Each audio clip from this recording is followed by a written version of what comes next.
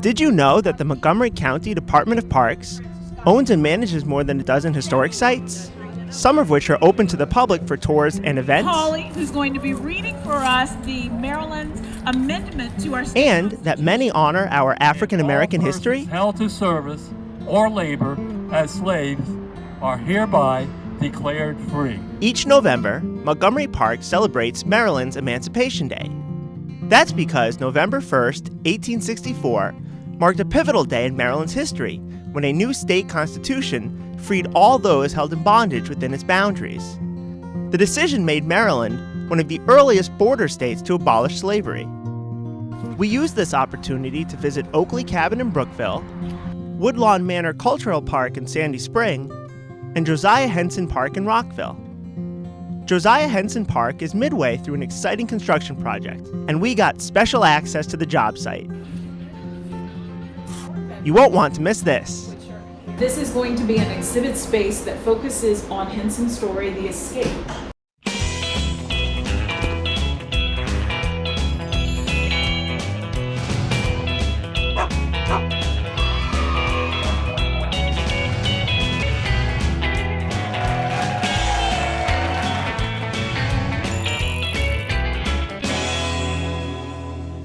Oakley Cabin was part of an historic African-American roadside community in Brookeville and was inhabited until 1976. It now serves as a living history museum. Here's Montgomery Park's museum manager, Cheryl Spicer, to tell us more. Oakley Cabin, African-American Museum and Park. It was originally built as a slave quarter, like 1820s to 1840s. And so this is the last remaining of what were 3 cabins here on the former Oakley plantation. When we interpret the site and the information that we have found through our research really tied to those families that were here, those black tenant farm families who were here after the Civil War. When they were standing, there were an estimated 35 people living among the 3 cabins. And so we are celebrating the lives of those families here, the Ducketts, the Swales, the Dorsey families that lived here and how they lived. We're doing some candle dipping. Yep. We're cooking in the hearth as they would have done on a nice cool day like this. They'd have cooked indoors and outdoors. Well, today I am actually making some dishes that traditionally came from the enslaved culture but has kind of gone over into African American culture even today. Some people think of gumbo or stew, but the main difference between the two is the okra. So with okra, then it makes it a gumbo. So I'm making chicken gumbo. I'm also making bacon fritters, which is basically like bacon and pancakes. And then I'm also making collard greens. We talk about the careers. It's part of the laundresses that were listed in the census. After slavery has ended, people have an opportunity to make the money, keep the money that they earn, build their own homes, buy their own farmland, build their own houses, and start their own communities. So the significance for Oakley Cabin for us here is that it is part of a nucleus of one of the free black communities that come up in the area after the Civil War. Wow, it's a blue one. I wonder if they go together. This is the mending activity, so when archaeologists excavate things, they're often in a bunch of pieces. So when we take them to the lab, we put them back together. Good partner work. I'm building stuff and excavating and learning about the slave cabin. The original farm. We have passed by here a number of times and realized that there was an event today, and we decided that today'd be the day that we'd come out, bring our grandchildren, and give them a little bit of education, and give myself a little bit of education. So I'm just glad to be a part, bringing some authentic music from that time frame, be able to celebrate such a great day. For information about the park and free guided tours, go to oakleycabin.org. Our next stop is Woodlawn Manor Cultural Park in Sandy Spring. It focuses on both Quaker and African American history and the area's agricultural life. We consider Woodlawn Manor Cultural Park a table where we present history to our community, and that table is supported by 4 legs. The legs include our Underground Railroad Experience Trail, where you can do a self-guided or a guided hike, our Woodlawn Museum, which is in our stone barn that was built in 1832, our Woodlawn Manor House that was built sometime between 1806 and 1816, where we do tours and host programs, and the 4th would be our programs. including our history hours, our teas, our school programs, and more. Maryland was the state that had the most free blacks at the time, okay? That was, below the Mason-Dixon line. Well, what's special about this county is, and what we try to focus on, is that intersection between the Quaker community, the free and enslaved communities during the period of time right before the Civil War. And this was a great place where there was a lot of activity around the Underground Railroad. Dr. William Palmer, the owner of this property, he actually was one of the few Quakers that kept and maintained enslaved labor. So here we can tell the story about a Quaker that was a little different, that actually owned and kept enslaved laborers here on this property, while using our trails to tell the story of those that may have come through this community seeking freedom. In 1850, the Fugitive Slave Act was passed. And it said basically that if your enslaved person escaped, wherever he or she went, he could be retrieved and brought back to you. And so this whole new profession arose of bounty hunters. So our trail, what's amazing about it is that it hasn't changed.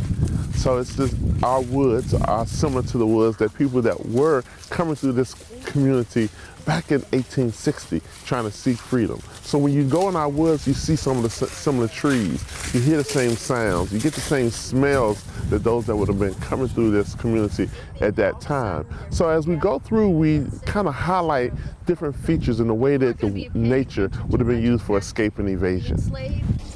Even if you were only going to Pennsylvania and it was only 3 days or 4 days by foot, you'd get pretty tired. So you'd want a place to stop and rest. Any ideas where you might do that or how you might do that? We're really interested in learning more about the history in the area. I used to be a social studies teacher, so I'm very interested in this.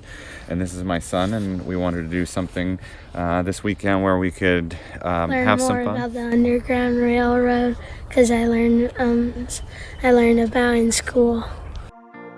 The museum opened in 2016 and features multimedia exhibits. Thy property, but it is hypocrisy to call oneself a friend. Inside of our museum, we've got a few things going on. First of all, it's the architecture of the barn. When Dr. Palmer built this barn, it was built for three primary purposes: processing, storage, and labor, and stabling of animals. Now as a museum, we've changed it a little bit. We talk about the architecture of the barn, the agriculture here in the community, as well as that intersection between the free, enslaved, and Quaker communities. And it includes video presentations as well as audio presentations. Look here, son, keep them stalls clean now. Keep them clean using that there rake. The Manor House, where Dr. Palmer lived, is also open for tours. But it all starts at the Visitor Center. Our Visitor Center serves on a few key roles for us.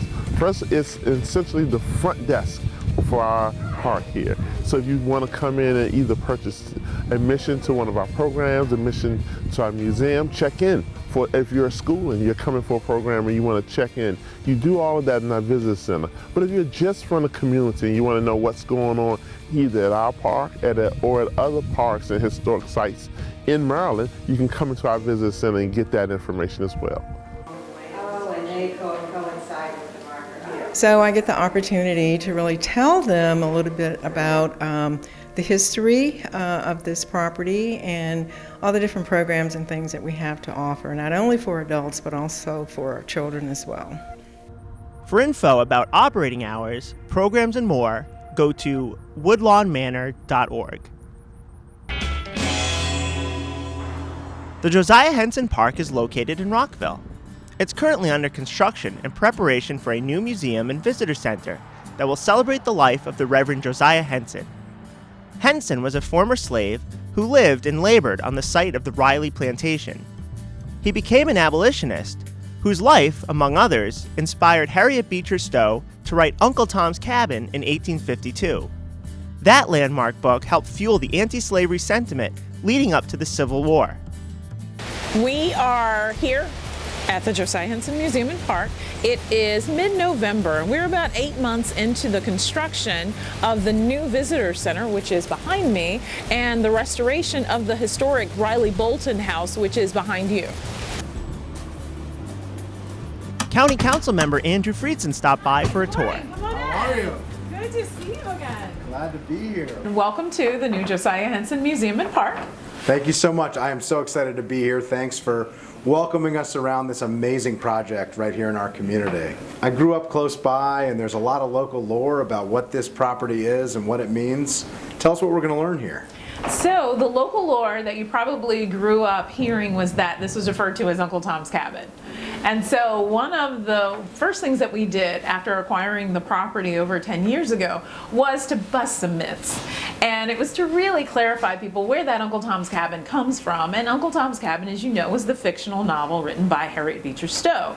What people don't know is what inspired that story was a narrative written by the Reverend Josiah Hensen. His autobiography spawned that creation of the main character Tom in her story. And once people realized and they made the connection, well, wait, Josiah Hensen grew up here in Rockville at this property, which was formerly the Riley Plantation, then he is tied to Tom, Uncle Tom, so that log structure there that's been on this property for over 100 years must be Uncle Tom's Cabin. That's sort of how that myth was born. What we discovered through our historical research and excavations is that actually that log structure is a log kitchen. It was a working log kitchen here on the plantation, and what we're standing in is the older of the two structures. This was the main family home for the Riley family, or the big house of the plantation. It was built about 1800, 1815. That log structure doesn't get built until 1850. The Riley Bolton house and the log cabin required extensive restoration. Archaeological finds were discovered along the way, both inside and outside the property.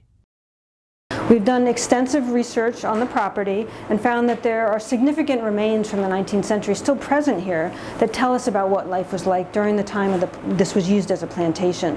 And specifically, we found over 30,000 artifacts, individual artifacts, from drinking glasses and plates that date to about 1800 to sort of the kinds of crocks you would use to store and prepare foods, to smoking pipes, which is very common, and gun flints, as well as over almost 300 features and locations of former outbuildings that we didn't previously know where they were located. And so what's happening right now in the log kitchen is we're repairing the chinking and the logs themselves to bring it back to its former glory. And this structure was built in 1850 and served as the farm's food preparation area, and it has been in continuous use since then, though served many different functions. So through the archaeology, we've been able to look at all of those different uses of this space. When is this going to be open so the community will be able to learn about them? So it's going to open late next year in 2020, and when it does, the room that we're standing in is actually going to be filled with modern exhibits. The whole first floor of the historic frame structure is going to be complete with exhibits that will focus on the history of the Riley family, definitely the story of Reverend Henson told in his own words, and you'll be able to see the archaeological excavated artifacts. When visitors come into the space now, we have gutted the 1930s kitchen, removed a small bathroom that was there, but this is the main entrance into the Historic House Museum. When you come in, you will have exhibits that are going to focus on the history of the site, the history of enslavement within the area. This is going to be an exhibit space that focuses on Henson's story, The Escape. Will be here. Above the fireplace will be a televised depiction of his escape with his family. The new visitor center will include a theater, a gift shop, and exhibits as well.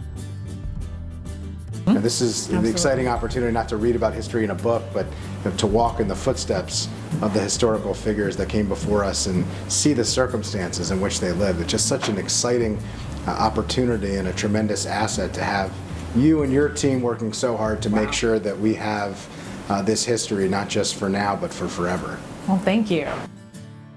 For updates and information, go to this website.